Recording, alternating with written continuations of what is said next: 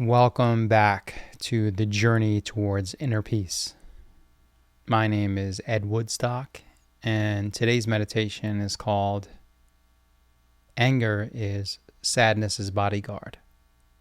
Or it could also be called Anger is Fear's Bodyguard. Or it could also be called The Body Keeps the Score. Named after the famous book by Bessel van der Kolk.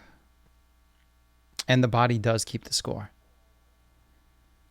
So even if our cerebral thinking minds, our conceptual minds knows what's going on and has a good idea of the theory and thoughts behind what we're perceiving, ultimately the nervous system, the autonomic nervous system, is much more powerful than even our thinking brains. So that if we are thinking something, and let's say we're having this conversation right now, but a balloon pops or a gunshot goes off, we would automatically have our systems hijacked because our bodies and brains would be perceiving a threat or a danger. And perceived threat or danger. I mean, there could be an actual threat or danger. The actual threat or danger would typically be something that would hurt or kill us. But sometimes we have perceived danger based on past trauma and experiences. And with yesterday being the 23rd anniversary of the terrorist attacks of 9/11, I definitely can attest to the fact that the body does keep the score. I did not anticipate or expect to be triggered, but I intentionally stayed away from the news and the images of the planes striking the towers collapsing, and the surrounding events, as I was very close to that incident and lost several friends. And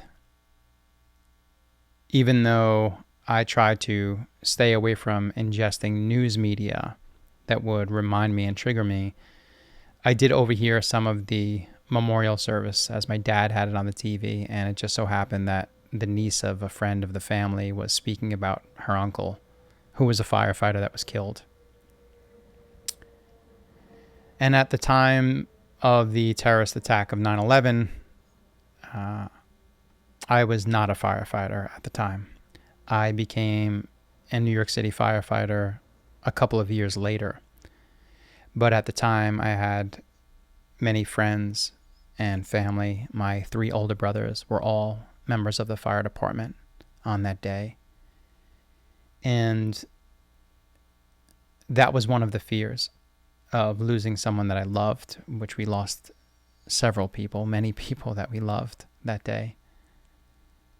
But it was also this idea that when we had known that one plane had flown into the tower, then the other plane had flown into the tower, and then the Pentagon and Pennsylvania and other planes were reported to be hijacked.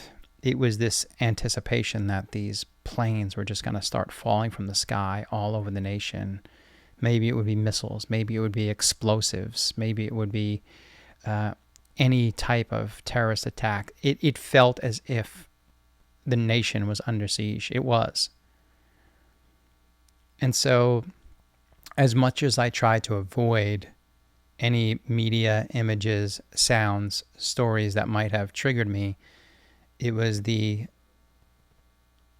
wishes of a young girl who wished to know her uncle that was a firefighter that was killed that day, expressing her wish to know him and to remember him. That really just triggered me in a way that I could feel the anger inside of me rise. And as the anger inside of me rose, I could sense myself wanting to reach out and direct that anger towards someone, something, some group, some villain, some perpetrator, someone responsible and guilty for creating those feelings within me. Even though I'm the one that created those feelings from the response to things that had happened to me. my natural default was to kind of look and try to find a channel and a vessel. And why is that? Well, I think our brains try to make sense of the things that happen to us and try to protect us. So in order for it to make sense and meaning of the patterns and things that are happening, it wants to look for a reason that we're feeling distress, why we're feeling fear. But as I've discussed in previous videos, anger is never the root emotion. So if I notice myself angry, I have to also ask myself, what is the fear that I'm not allowing myself to feel? Or what is the sadness that I'm not allowing myself to express? And so that's why this title of this meditation can be not only anger is fear and sadness as bodyguard, but also the body keeps the score.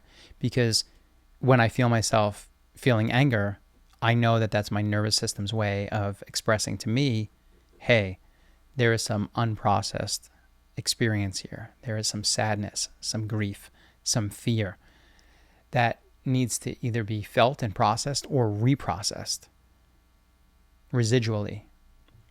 You see, the traumas that we carry can sometimes come from inherently through intergenerational. We can inherit it from our parents and our ancestors based on the trials and tribulations that they experienced.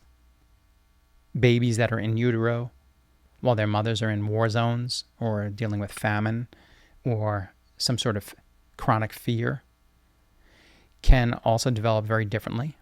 And so we have this nature of how we're born into the world based upon how we are carried and what our people are experiencing at the time that we come into the world.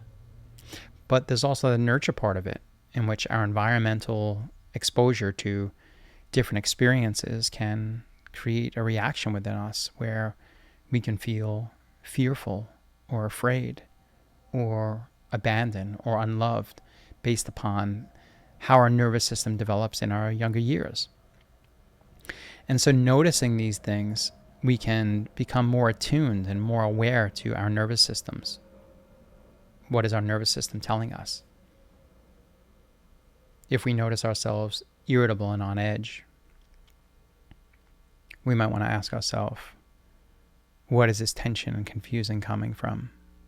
Why are we feeling this need to project our emotions outwardly? They become so uncomfortable within us that we often look to something outside of ourselves to channel our fear, our insecurity towards something, and need to make sense of it. And so oftentimes we can find ourselves telling ourselves stories about our suffering. But sometimes the story can actually be a distraction from the root.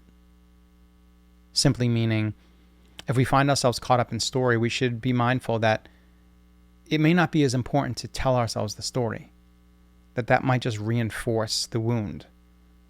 Sometimes asking ourselves what we're feeling as a result of the story we're telling ourselves can be a much more potent practice, because it deals less with the details of the story, which sometimes are not really that important, and it can go back to the root and the foundational cause of our suffering and say, okay, what is it that I'm feeling? Not why am I sad? Why am I afraid? Why am I fearful? But I'm feeling sad and afraid and fearful. So let me just feel that feeling and allow that to dissipate, instead of creating a story which can sometimes reinforce the feeling that we're having. So less important to focus on the story, and if possible, to sit with it. Put the story to the side and ask ourselves, what is the emotion beneath the story? What is the feeling that needs to be felt? Which can be much more important for the healing process, because it can allow us to feel what needs to be felt and release that by feeling it. Whereas the story is sometimes just a story that we can continue to replay over and over. But if we feel the feelings, if we really grieve and mourn, or feel the fear and sadness, and we can self-soothe, we can find ways to manage those emotions within us.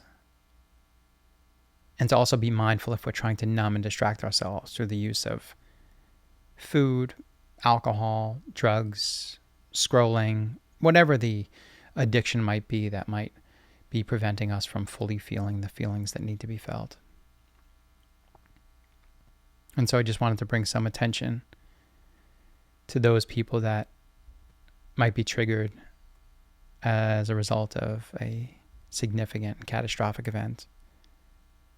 Maybe it was the day you lost a parent, or the day you got a diagnosis, or the day your marriage fell apart, or the day something happened to your child, or the day you got fired, the day you got the bad news.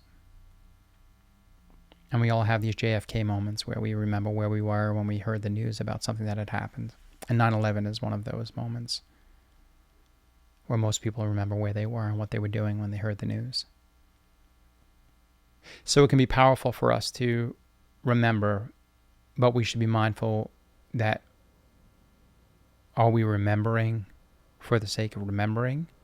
And are we just reliving and re-traumatizing ourselves? Or are we honoring ourselves by allowing ourselves to feel what needs to be felt, and allowing this moment to remind us that there is an opportunity for healing, an opportunity for growth, an opportunity for catharsis, for release, and for letting go of some of the things that we've been carrying around for many years. And this can be a process. Well, it is a process. I mean, here we are 23 years later, and I'm still feeling, not just me, but many people are still feeling the effects as if these traumatic incidents had just happened recently. And so what is our responsibility to remember or to never forget? And what is our responsibility to release and let go of things that no longer belong to us? And are they mutually exclusive? Can we both hold space for ourselves to be tender and kind and compassionate, forgiving and understanding of the wounds that we carry, yet also in some ways release the stories that might keep us trapped in these loops of continually thinking about what happened to us and re-traumatizing ourselves? So finding a balance between recognizing the stories we tell ourselves, separating that from the feeling that needs to be felt, allowing ourselves to feel the feelings and release them cathartically in a healthy way, self-expression, gathering with friends, memorializing people, and contributing to a lasting legacy of the sacrifices that these brave people made to help save others during a catastrophic time in our country's history. And also honoring ourselves by not causing more pain than necessary, but feeling our feelings, the root of our feelings, and allowing ourselves to release some of the pain that we've been carrying. We can still honor those that we loved and lost, and we can still, in real time, have compassion for ourselves to process our emotions in a healthy way, even 23 years later. So, if you're noticing around this time of year, or any time of year that an anniversary comes up, maybe it's the anniversary of a death of a loved one, or a time of year that reminds you of something that had happened to you that was a really difficult, challenging time in your life, it's an opportunity to recognize how your brain perceives it, how your body physiologically responds, and how we can spend time with what we're feeling, how we're reacting, how we're responding, and choose to integrate what we're feeling and what we're experiencing into our worlds in a healthy way. And it can be challenging, but I also believe that work is some of the most powerful work we can do, that can allow us to use our life experiences for the power of growth and for deeper understanding, so we can develop compassion and forgiveness and understanding of ourselves, but also so that we can share that compassion, forgiveness, and understanding with other people. And it creates less conflict in our lives when we can be more gentle with ourselves and more forgiving and graceful with others. And it's always a way to remind ourselves that You are whole and complete and loved just as you are. You always have been, and you always will be. So, thanks for dropping into Inner Peace.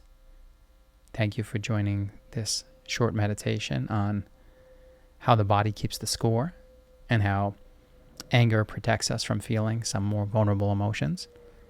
And if you're interested in working with me one-on-one, you can check out my website at edwoodstock.com, or you can go to my Calendly link below and sign up for one-on-one coaching.